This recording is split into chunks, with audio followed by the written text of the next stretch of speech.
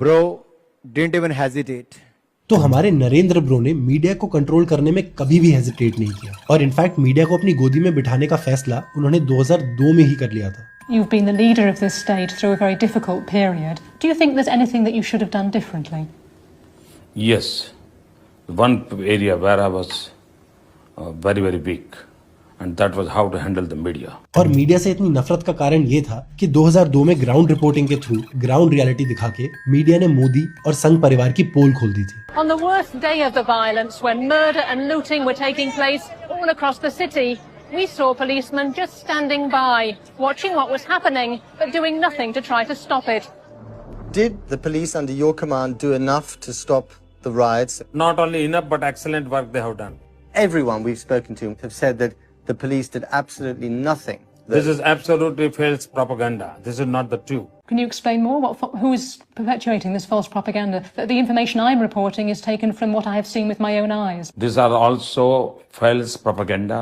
समझे, मोदी जी को मीडिया का फ्रीली घूम के फ्रीली जर्नलिज्म करना तब से ही बर्दाश्त नहीं था। इसीलिए 2014 में प्राइम मिनिस्टर बनते ही मोदी जी ने पूरी मीडिया को अर्नब गोस्वामी जैसे वफादारों की फौज में बदलने का काम जोरों शोरों से चालू कर दिया था। और आज माहौल ऐसा है कि 2002 पे खुद सवाल पूछना तो बहुत दूर की बात है, मगर कोई और सवाल पूछ दे या बीबीसी उस पर एक डॉक्यूमेंट्री बना दे तो ये गोदी में बैठे वफादार सवाल पूछने वाले को देश से निकालने की बात करने लगते हैं। The BBC, the boring broadcasting corporation, BBC quit India. और इतनी समझ तो वैसे बीबीसी को भी होनी ही चाहिए कि आज के इंडिया में मोदी जी के ऊपर कोई डॉक्यूमेंट्री नहीं, सिर्फ फिक्शन फिल्म बना सकता है। मेरा गुजरात चल रहा है। और जैसा हम सब जानते हैं कि मोदी जी एक बहुत बड़े आर्टिस्ट हैं। वो सिर्फ दूसरों को कह के अपने पे फिल्म्स और टीवी शोज ही नहीं बनवाते, बल्कि अपनी खुद की पोएट्री भी लिखते हैं। लिखता हूँ, अभी भी लिखता हूँ। आज भी मैंने कविता लिखी, शायद मेरी फाइल पड़ी होगी साथ से।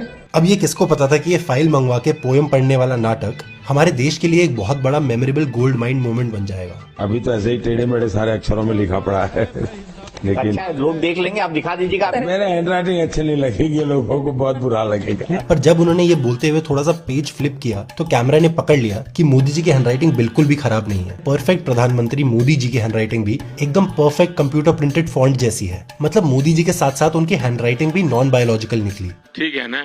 पर इसके साथ साथ देश को ये भी पता लग गया कि जिस पेज से वो पोएम पढ़ने का नाटक कर रहे थे, उसी पेज पे क्वेश्चन के साथ क्वेश्चन नंबर भी प्रिंटेड था और आंसर भी। मालूम नहीं इनको कौन ये सब लिख कर देता है।